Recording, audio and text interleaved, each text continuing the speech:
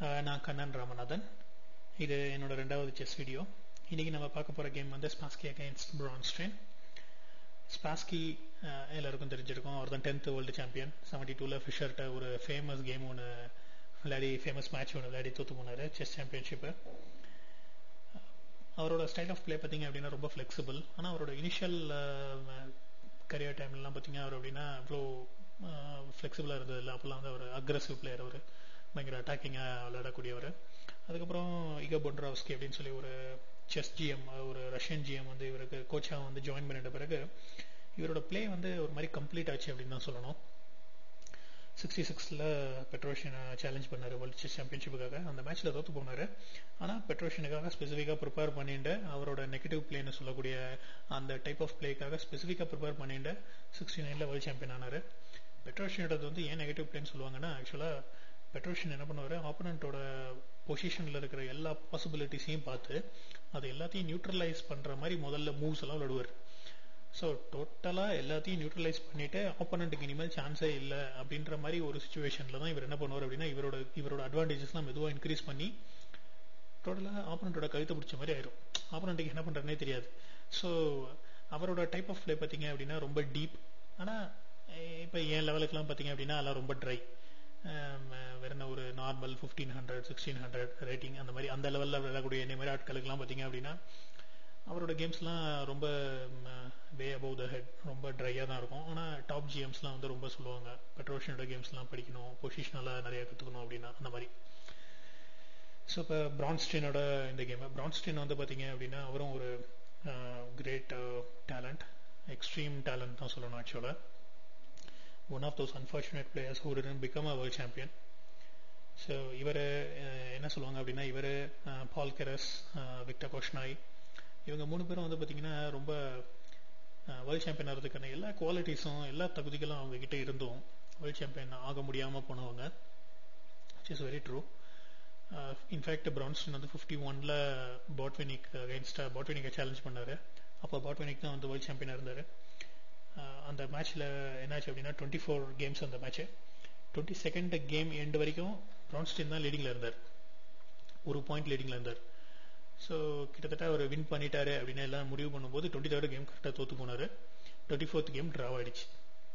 So அதனால் 12-12 அப்படின்னு 2 பேரும் ஈக்குவல் பாயிண்ட் ஆகி கேம் மேட்ச் ட்ராவ் ஆச்சு. மேட்ச் ட்ராவ் ஆனால் என்ன ஆகும் அப்படின்னா, அப்போ இருந்த ரூல்ஸ் படி கரண்ட் வேர்ல்டு சாம்பியன், அதாவது அப்போ இருந்த வேர்ல்டு சாம்பியன் வந்து ட்ரா ஆட்ஸ் அப்படின்ற அந்த ரூல் படி இப்போது டைட்டிலை ரீட்டைன் பண்ணிட்டு போயிடுவார். ஸோ பாட்வினிக் அப்படியே சாம்பியனாக கண்டினியூ ஆனார். அந்த 51க்கு அப்புறம் பிரான்ஸ்டெயின் வந்து ஃபைனல் வரைக்கும் எப்பயும் போகல. ஆனால் டாப் லெவலில் ரொம்ப விளையாடிட்டு இருந்தார். அவரோட பிளேலாம் வந்து பார்த்தீங்க அப்படின்னா பியூட்டிஃபுல் ஸ்டைல் ஆஃப் பிளே அவரோடது. ரொம்ப டாக்டிக்கலாகவும் இருக்கும், அதே நேரம் ரொம்ப பொசிஷனல் நியூஆன்சஸும் பார்த்து விளையாடக்கூடிய ஆளுவர். Extreme talent. இன்னொரு இன்ட்ரெஸ்டிங் திங் என்ன அப்படின்னா, பிரான்ஸ்டெயின் சுத்தமாக பாட்வினிக்கை கண்டா ஆகாது பிரான்ஸ்டெயினுக்கு. ஏன் அப்படின்னா, பாட்வினிக் வந்து எப்பயுமே ரஷ்யன் செஸ் மேனேஜ்மெண்ட்டோட பெட். அவர் வேர்ல்டு வார் 2 நடக்கும்போது கூட எல்லா ஜிஎமும் போய் ஆர்மியில் என்லிஸ்ட் பண்ணி வார் ஃப்ரண்ட்டுக்கெலாம் போகிற மாதிரி இருந்தபோது கூட பாட்வினிக் வந்து பார்த்தீங்க அப்படின்னா தனியாக ஒரு வீட்டில் நல்லா செஸ் ப்ராக்டிஸ் பண்ணிட்டு போய் டோர்னமெண்ட்லாம் அப்போ தான் நடந்தோன்னா போய் அதிலெல்லாம் பார்ட்டிசிபேட் பண்ணிட்டு அந்த மாதிரி தான் அவரை ரஷ்யன் செஸ் மேனேஜ்மெண்ட் வச்சுருந்தது. அது வந்து நிறையா ஜிஎமுக்கு பிடிக்கல. ஆஃப்கோர்ஸ் பிரான்ஸ்டெயினுக்கும் அது சுத்தமாக பிடிக்காது. பிரான்ஸ்டெயினுக்கு வந்து எப்பயுமே ஒரு ஃபீலிங் என்ன அப்படின்னா, ரொம்ப பயாஸ் காமிக்கிறாங்க பாட்வினிக்கு, ஸ்மைஸ்லோ இந்த மாதிரி ஆட்கள் மேலெலாம் ரொம்ப பயாஸ் காமிக்கிறாங்க ரஷ்யன் செஸ் மேனேஜ்மெண்ட் அப்படின்ற மாதிரி. Which may be true. ஏன்னா நிறைய கான்ஸ்பிரசி தியரிலாம் உண்டு இவரை சுற்றி. அதாவது ரஷ்யன் செஸ் மேனேஜ்மெண்ட் வந்து இவரை ஃபோர்ஸ் பண்ணி நிறைய கேம் தோக்க வச்சது. ஸ்மைஸ்லோ, அதே மாதிரி பாட்வினிக், இவங்கெல்லாம் வந்து லீடிங்க்கு போகணும், இவங்கெல்லாம் தான் வந்து மேலே இவங்கெல்லாம் தான் வந்து எப்படி அப்படின்னா ரஷ்யன் செஸ்ஸோட ஐக்கன்ஸ். ஸோ இவங்கெல்லாம் தான் வந்து மேலே ஒரு மாதிரி சென்டர் லைட்டில் இருக்கணும், லைம் லைட்டில் இருக்கணும் அப்படின்ற மாதிரி நிறைய மற்ற ஜிஎம்ஸ்லாம் தோக்க வச்சாங்க ஃபோர்ஸ் பண்ணி அப்படின்ற மாதிரிலாம் நிறைய ரூமர்ஸ் உண்டு, கான்ஸ்பிரசி தியரி உண்டு. லாஸ்ட் வரைக்கும் பிரான்ஸ்டெயின் இதை வந்து இல்லைன்னு சொல்லிட்டு இருந்தார். ஆனால் 95ல் வந்து பார்த்தீங்கன்னா ஒரு புக் ஒன்று எழுதினார், சாசரஸ் அப்ரண்டிஸ் அப்படின்னு ஒரு புக்கு.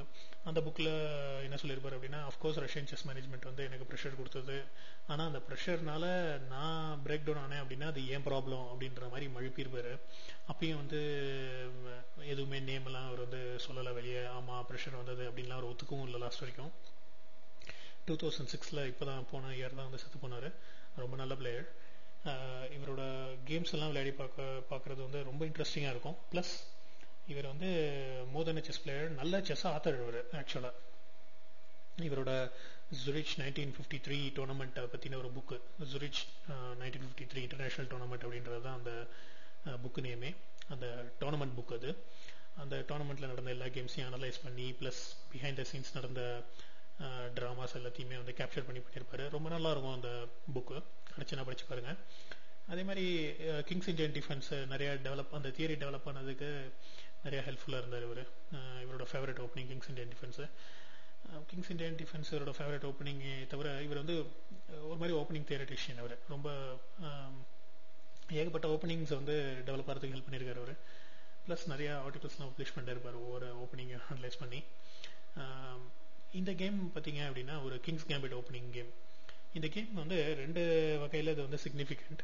என்ன அப்படின்னு பார்த்தீங்கன்னா, முதல் வந்து இந்த கேமோட பொசிஷன் தான் வந்து எண்ட் பொசிஷன். அந்த ஒரு செக் மேட், அதாவது பிளாக் ரிசைன் பண்ணிட்டு போயிடுவோம்ல, பிளாக் ரிசைன் பண்ணுறதுக்கான முதல் பொசிஷன் தான் வந்து ஜேம்ஸ் பாண்டோட ஒரு மூவியில் யூஸ் பண்ணியிருப்பாங்க. ஃப்ரம் ரஷ்யா வித் லவ் அப்படின்னு சொல்லி ஒரு மூவியில், ஜேம்ஸ் பாண்ட் மூவியில் இந்த கேம்லேருந்து வர எண்ட் பொசிஷன் தான் யூஸ் பண்ணியிருப்பாங்க. அஃப்கோர்ஸ் வித்தவுட் 2 பான் யூஸ் பண்ணியிருப்பாங்க. ரெண்டாவது சிக்னிஃபிகன்ஸ் வந்து இந்த கேமுக்கு என்ன அப்படின்னா, கிங்ஸ் இண்டியன், அதாவது கிங்ஸ் கேம்பிட் இந்த கேமு, அதான் ரெண்டாவது சிக்னிஃபிகன்ஸ். ஏன் கிங்ஸ் கேம்பிட் இங்கே சிக்னிஃபிகன்ட் அப்படின்னு நான் சொல்கிறேன்னா, ஸ்பாஸ்கியோட favourite opening Kings gambit.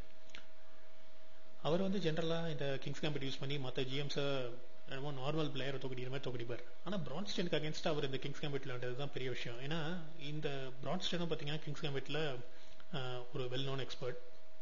Plus ஒரு 2 months பேக் தான் வந்து, அதாவது இந்த கேம் நடக்கிறதுக்கு ஒரு 2 months முன்னாடி தான், 2 months 3 months முன்னாடி தான் வந்து ஒரு மேகசினில் கிங்ஸ் கேம்பிட் பற்றின ஒரு ஆர்டிகல் ஒன்று எழுதியிருப்பார். அதில் லேட்டஸ்ட் தியரி, அட்வான்சஸ் என்னென்னலாம் நடந்திருக்கு அப்படின்ற மாதிரி இதெல்லாம் வந்து அவர் பப்ளிஷ் பண்ணியிருப்பார். ஸோ ஒரு மாதிரி கட்டிங் ஏஜில் இருக்கிற ஆள் அவர். அவருக்கு அகெயின்ஸ்டாக இவர் வந்து கிங்ஸ் கேம்பிட் விளையாண்டது வந்து more of a shocking value, ஒரு மாதிரி சைக்கலாஜிக்கல் இது அப்படின்னு தான் சொல்லணும். ஸோ ஓப்பனிங்லேருந்து ஆரம்பிச்சு பார்த்தீங்க, ஓப்பனிங்கும் ஒரு சைக்கலாஜிக்கலி ஒரு எஜ்ஜு கிரியேட் பண்ணுற மாதிரி ஒரு ஷாக்கிங் இது அது. ப்ளஸ் ஸ்பாஸ்கி வந்து இதே மாதிரி ஒரு 2-3 மூவ் நடுவில் விளையாடுவார், சைக்கலாஜிக்கலாக கொஞ்சம் அஃபெக்ட் பண்ணுற மாதிரி மூவ்ஸ்லாம் தான். ஓகே, ஸோ இப்போ இந்த கேம் பார்த்தீங்க அப்படின்னா E4, Spassky white, E4, E5, F4 kings கேம்பிட்டுக்கான ஸ்டார்டிங் மூவ். இது kings gambit accepted. NF3 NF3 வந்து கிங்ஸ் நைட் கேம்பிட் அப்படின்னு சொல்லுவாங்க. இந்த இடத்துல 3 NF3க்கு பதிலாக 3 பிஷப் C4 விளையாடலாம், which is call Kings bishop gambit அப்படின்னு சொல்லுவாங்க. இந்த கிங்ஸ் பிஷப் கேம்பிட் பார்த்தீங்க அப்படின்னா, இப்போ லேட்டஸ்ட்டாக இருக்கிற ஆட்கள் யார் யார் அப்படின்னு சொல்லணும் அப்படின்னா, Nigel short, Shiro, Judith Palghar, முக்கியமான அது விக்டர் கோஷ்னாய் வந்து விக்டர் கோஷ்னாயோட ஃபேவரட் லைன் இது ஆக்சுவலாக சொல்லணும் அப்படின்னா. அவர் வந்து கிங்ஸ் கேம்பிட் அப்படின்னா இந்த லைன் விளையாடுவார், அந்த மாதிரி ஆள். இன்ஃபேக்ட் அவர் என்ன சொல்லுவார் அப்படின்னா 3 bishop C4 and white wins அப்படின்னு சொல்லுவார். அந்த அளவு அவருக்கு இந்த லைன் மேலே ரொம்ப கான்ஃபிடென்ஸு. கிங்ஸ் பிஷப் கேம்பிட்டும் வந்து பார்த்தீங்கன்னா ஈக்குவலி ஷார்ப் லைன் அது. ஸோ இவர் என்ன பண்ணார் அப்படின்னா D5, E cross D5, bishop D6. ஜென்ரலாக இந்த இடத்துல என்ன பண்ணுவாங்க, பிளாக் என்ன பண்ணுவோம் அப்படின்னா NF6 முதல்ல விளையாடிடும், அதுக்கப்புறம் லேட்டர் பிஷப் D6 விளையாடும். ஸோ மூவ் ஆர்டர் மாற்றி விளையாடி இருக்காரு இந்த இடத்துல பிரான்ஸ்டன். NC3, NE7. ஓகே, இதான் ஐடியா. NF6 எடுத்துனே விளையாடிட்டா அது ஒரு மாதிரி ரிஜிட் மூவ். அது இங்கேருந்து அதோட ஸ்கோப் கம்மி அப்படின்னு தான் சொல்லணும். இப்போ NE7 விளையாண்டனால இந்த நைட்டுக்கு வந்து கொஞ்சம் ஃப்ளெக்சிபிளாக எடுத்தது. எப்படி அப்படின்னா, இப்போ F5 கண்ட்ரோல் பண்ணுது, G6 கண்ட்ரோல் பண்ணுது, அந்த மாதிரி. D4, black castles, bishop D3, ND7. இந்த மூவ் வந்து ரொம்ப ஆட் மூவ் அப்படின்னு தான் சொல்லணும். அவுட்ரைட்டாக தப்பு அப்படின்லாம் சொல்ல முடியாது, டூபியஸ் அப்படின்னு கூட சொல்ல முடியுமான்னு தெரில எனக்கு. ஆனால் அது ஒரு மாதிரி ஆட் மூவ். ஏன்னா NE7 இங்கே இருக்க F5 ஸ்கொயரை கண்ட்ரோல் பண்ணிட்டு இருக்கு. இந்த பிஷப் வந்து பார்த்தீங்க அப்படின்னா டாக்டிக்ஸ்க்கு ரொம்ப யூஸ் ஆகிற பிஷப்பு, ஒரு மாதிரி அட்டாக்கிங் பிஷப் அப்படின்னு தான் சொல்லணும், ஆக்டிவ் பிஷப் அப்படின்னு தான் சொல்லணும். ஸோ இந்த அட்டாக்கிங் சான்சஸை வந்து ஈஸியாக நியூட்ரலைஸ் பண்ணியிருக்கலாம். பிளாக் என்ன பண்ணியிருக்கலாம், இந்த பிஷப் அதோட பிளாக்கோட லைட் கலர் பிஷப் வந்து F5ல வச்சு இந்த பிஷப்பை எக்ஸ்சேஞ்ச் பண்ணிட்டு இருக்கலாம். ஸோ தட் கொஞ்சம் அட்டாக்கிங் சான்சஸ்லாம் கொஞ்சம் நியூட்ரலைஸ் ஆன மாதிரி ஆகிடும். அதை விட்டுட்டு அவர் என்ன பண்ணுறாரு அப்படின்னா D7 அடி இதை பிளாக் பண்ணிக்கிறார். அப்போ NE7 லேண்டதுக்கான ஐடியாவே என்னன்னு தெரியல. ஸோ மேபி எடுத்த உடனே வேற ஒரு பீஸ் பொசிஷன் ஸ்ட்ராட்டஜி அந்த மாதிரி ஏதாவது ஆரம்பிச்சுட்டு பிரான்ஸ்டன் அதுக்கப்புறம் நடுவில் வேறு ஏதாவது த்ரெட்டு மாறினாரோ என்னமோ தெரில. ஸோ ஒயிட் கேசல்ஸ் H6, இது அகைன் அனதர் ஆட் மூவ் அப்படின்னு தான் சொல்லணும். ஏன் அப்படின்னா இப்போ பாருங்க, மேபி இந்த ND7 லேண்டதோட இதை வந்து அவர் ரியலைஸ் பண்ணாரோ என்னமோ தெரில. ND7 வந்து என்ன எங்கே கொண்டு போகிறது இந்த பீஸை அப்படின்றது, ஏன்னா நல்ல ஸ்கொயர் அப்படின்றது இங்கே எங்கேயுமே இல்லை அதுக்கு. ஸோ எங்கே கொண்டு போகலான்னு ஒரு வேலை யோசிச்சு அவர் என்ன பண்ணியிருக்கலாம், இந்த பக்கம் கிங் சைடுக்கு ப்ரொடெக்ஷனுக்கு இந்த பீஸை அவர் கொண்டு வர பிளான் போட்டிருக்கலாம். கிங் சைடுக்கு இதர் no mean like F6 H7 இல்லைன்னா F8 H7 அதுக்கு தான் வந்து பண்ணியிருக்கலாம். ஆனால் என்னதான் இருந்தாலும் H6 இந்த அட்வான்ஸ் பான் அட்வான்ஸ் வந்து தேவையில்லாதது, ஒரு மாதிரி வீக்கனிங் போகுது. E4. ஸோ எல்லா பீஸும் இவர் வந்து கிங் கேன்சல் பண்ணிட்டாரு. கிட்டத்தட்ட எல்லா பீஸும் டெவலப் ஆகிடுது. அதோட ஆப்டிமல் ஸ்கொயர் அப்படின்னு சொல்ல மாட்டேன், ஆனால் அட்லீஸ்ட் வெளியே வந்தது majority of the pieces. So white என்ன பண்ணுறது அப்படின்னா C4 பான் புஷுக்காக விளையாடுது. இப்போ ஆக்சுவலாக இந்த NE4 விளையாண்டனால என்னாச்சு அப்படின்னா இந்த பான் வந்து இட்ஸ் ஹேங்கிங் டவுன். இந்த பானை விடுறத பற்றி ஸ்பாஸ்கி கவலைப்படலை. அவர் என்ன பண்ணார் அப்படின்னா இந்த பானை டெம்போவோட வெளியே கொண்டு வரலாம் அப்படின்றத தான் பார்த்தார் அவர். Like n cross D5 C4. So இப்போ இந்த நைட் பார்த்தீங்க அப்படின்னா NE3 பிரான்ஸ்டன் விளையாண்டாரு. NE3 is the most logical thing இங்கே. ஏன் அப்படின்னா சப்போஸ் இந்த இடத்துல இருந்து அவரை திருப்பி NE7 கொண்டு போக முடியாது, ஏன்னா அது பிளண்டர் ஆகிடும். சப்போஸ் அவர் NE7 கொண்டு போனார் அப்படின்னா இந்த பான் வந்து C5க்கு வரும், இந்த பிஷப் வந்து ட்ராப் ஆயிரும் இல்லையா. அப்படியே விஷுவலைஸ் பண்ணி பாருங்க, இந்த நைட்டு இங்கே இருக்கு, இந்த பான் இங்கே இருக்கு அப்படின்னா இந்த பிஷப்னால வேற எங்கேயும் போக முடியாது. ஸோ தேவையில்லாமல் ஒரு பீஸ் போயிடும். ஸோ தட்ஸ் அ பிளண்டர், அது பண்ண முடியாது. இது என்ன பண்ணலாம், இங்கே போகலாம், அதாவது F6 விளாடலாம். F6 விளாண்டா என்ன ஆகும் அப்படின்னா ஒயிட்டுக்கு வந்து ஒயிட்டு வந்து அந்த பிஷப் எடுக்கலாம். பிஷப் எடுத்துட்டு இந்த பானை எடுத்துட்டு ஒரு நல்ல பொசிஷனலி ஒரு மாதிரி நல்லா இருக்கிற ஒரு பொசிஷன் கொண்டு வந்துடும். அது அதாவது பொசிஷனல் அட்வான்டேஜ் அப்படின்னு சொல்லுவாங்க. அதாவது ஸ்பேஸ் இருக்கு இந்த பக்கம் ஒயிட்டுக்கு, பிளஸ் நல்ல ஸ்பேஸ் இருக்கு, பிளஸ் ஒரு நல்ல பொசிஷனலி ஏன்னோ mean like rich advantages position கொண்டு வந்துருது.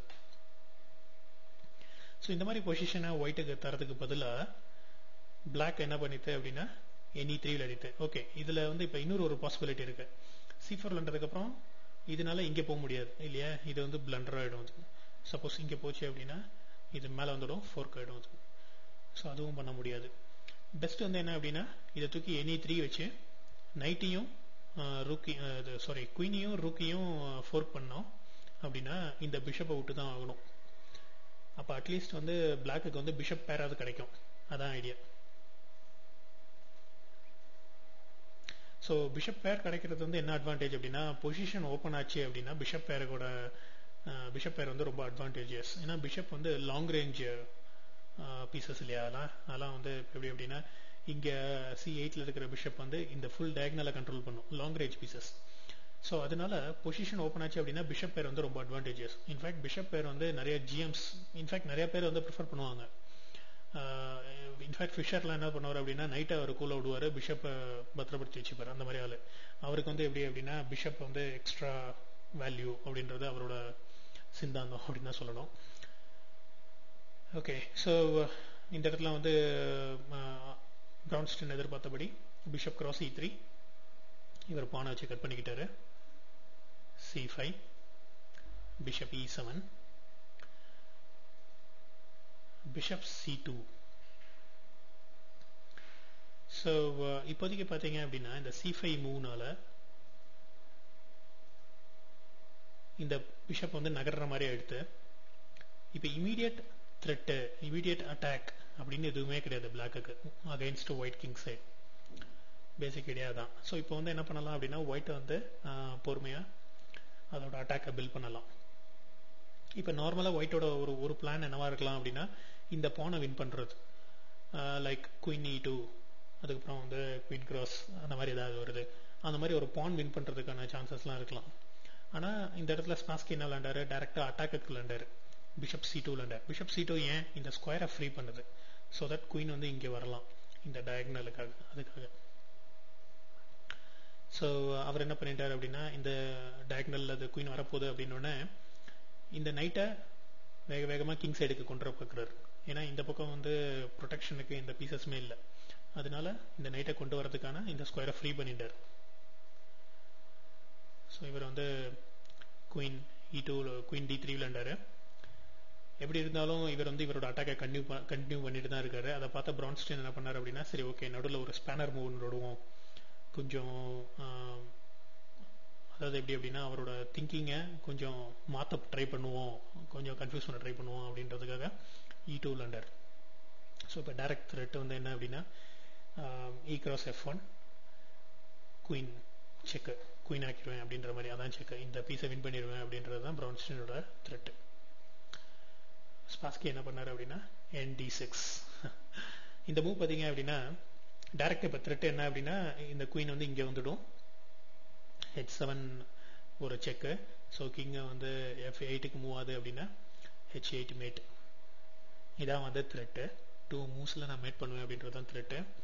ஆனால் இது வந்து கொஞ்சம் ட்ரமாட்டிக்கல். இது என்ன அப்படின்னா நைட்டை தூக்கி D6ல் வச்சது, இந்த பீஸ் இதை கட் பண்ணிடுமோ அப்படின்ற மாதிரிலாம் இருக்கும். ஒரு மாதிரி ஷாக்கிங் வேல்யூ தவிர இந்த மூவ் வந்து மற்றபடி வேற ஒன்றும் இது கிடையாது. ஸோ இந்த பீஸை இந்த ஸ்கொயரை ப்ரொடெக்ட் பண்ணிக்கிறதுக்காக பிரான்ஸ்டைன் வந்து F8 விளையாண்டாரு. இப்போ இதை வச்சு ஸ்பாஸ்கி வந்து இந்த ரூக்கை வின் பண்ணலாம். ஸோ இவர் வந்து இதை வச்சு இதை வின் பண்ணிப்பாரு. ஆனால் ஸ்பாஸ்கி என்ன விளையாண்டாரு அப்படின்னா N cross F7 விளையாண்டாரு. இது வந்து ஒரு மாதிரி பியூட்டிஃபுல் மூவ் தான் சொல்லணும். ஏன்னா ஓவர் த போர்டு இந்த மாதிரி யாராவது ஒருத்தர் உங்களுக்கு அகைன்ஸ்டா ஒரு பீஸை விடுறாங்க, அதுவும் F7 பான் எப்பயுமே கொஞ்சம் வீக்கான பான் இல்லையா. ஸோ F7 பானை விடுறாங்க அப்படின்னு, ஐ மீன் F7 கட் பண்ணுறாங்க அப்படின்னா அவங்களுக்கு ஒரு மாதிரி தான் இருக்கும், டக்குன்னு எதுவுமே தோணாது அந்த மாதிரி இருக்கும். பிரான்ஸ்டைன் இப்போ ஆக்சுவலாக இந்த இதில் ஒரு இது கவனிச்சிங்க அப்படின்னா கிங் கிராஸ் F7 ஒர்க் ஆகாது. ஏன்னா கிங் கிராஸ் F7 பண்ணினா என்ன ஆகும் அப்படின்னா நைட்டை தூக்கி இங்கே வச்சு ஒரு செக்கு, நைட்டு செக் வைக்கல, இது வந்து டபுள் செக் இது இல்லையா. ஸோ இப்போ நான் வந்து இதை வந்து விளையாடி காமிக்கல, இதை விஷுவலைஸ் பண்ண ட்ரை பண்ணுங்க. ஸோ இப்போ கிங் கிராஸ் F7 விளையாடுது, நைட்டு இங்கே போகுது செக்கு, ஸோ டபுள் செக்கு.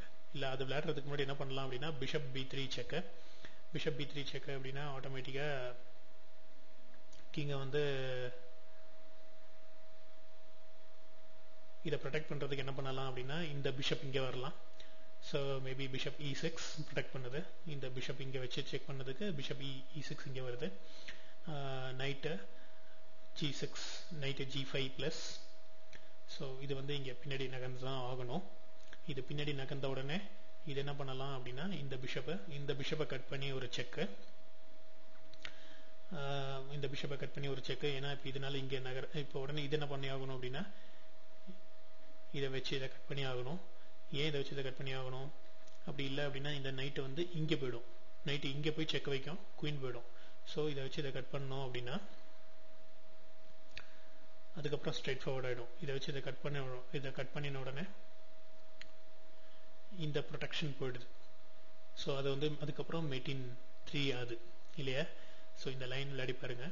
அதனால தான் வந்து இந்த நைட்டை வந்து கட் பண்ண முடியாது, இதுக்கு ப்ரொடெக்ஷனே இல்லாத மாதிரி இருந்தாலும் இந்த நைட் வந்து more of a poisoned night, அது பாய்சன்ட் பீஸ், அது பிளாக் கிங்னால அதை கட் பண்ண முடியாது, கட் பண்ணவும் கூடாது. ஸோ பிரான்ஸ்டைன் இங்கே என்ன பண்ணார் அப்படின்னா இன்டர்மீடியட்டாக அவர் வந்து இந்த ரூக்கை எடுத்துட்டு, அதாவது வேற ஒரு மெட்டீரியல் வின் பண்ண ட்ரை பண்ணார். அதாவது இப்போ சப்போஸ் ஒயிட்டோட அட்டாக் வந்து த்ரெட் மாதிரி ஒயிட்டோட அட்டாக் ஒன்றுமே இல்லாமல் போயிட்டா கூட எண்ட் கேமில் வந்து இருக்கிற மெட்டீரியல் அட்வான்டேஜ் வச்சு வின் பண்ணிடலாம். He is just trying to hang on, அவ்வளோதான். So rook cross F1, bishop F5. Bishop F5 ஓட பேசிக் ஐடியா என்ன அப்படின்னா முதல்ல இந்த டயக்னல் தான் வீக் டயக்னல் இப்போதைக்கு. ஸோ இந்த டயக்னலுக்கு நடுவில் ஒரு பீஸ் கொண்டுறாரு. ப்ளஸ் ரெண்டாவது என்ன அப்படின்னா, இந்த நைட் வந்து இந்த பிளாக்கை த்ரெட் பண்ணிட்டு இருக்கு, இந்த பிளாக்கோட குயினை இல்லையா. இதை எடுத்தா இது எடுப்போம் அப்படின்ற மாதிரி சும்மா ஒரு நார்மல் ஸ்பேனர் மூவ் இதெல்லாம். இப்போ அவர் என்ன பண்றாரு பிரான்ஸ்டைன் அப்படின்னா, குயின் எக்ஸ்சேஞ்சு கொண்டுறாரு. அஃப்கோர்ஸ் ஸ்பாஸ்கி வந்து இந்த இடத்துல குயின் எக்ஸ்சேஞ்ச் பண்ணினா அவரோட அட்டாக்கே டோட்டலாக இல்லாமல் போயிடும். ஸோ அவர் என்ன விளையாடிட்டார் அப்படின்னா F4. இந்த பீஸ்க்கான ஒரே ப்ரொடெக்ஷன் குயின். இந்த ஸோ அந்த ஃபைலில் நடுவில் வந்து அந்த ஃபைலில் நடுவில் பிளாக் பிஷப் வந்து நிற்கிறது. Bishop F6. இப்போ பிளாக்கோட த்ரெட் வந்து இந்த பீஸை வின் பண்ணிடுவேன் அப்படின்றது தான். N3 E5. இந்த மூவ் வந்து பேசிக்காக இதுக்கு சப்போர்ட் ப்ளஸ் இதை த்ரெட் பண்ணுது.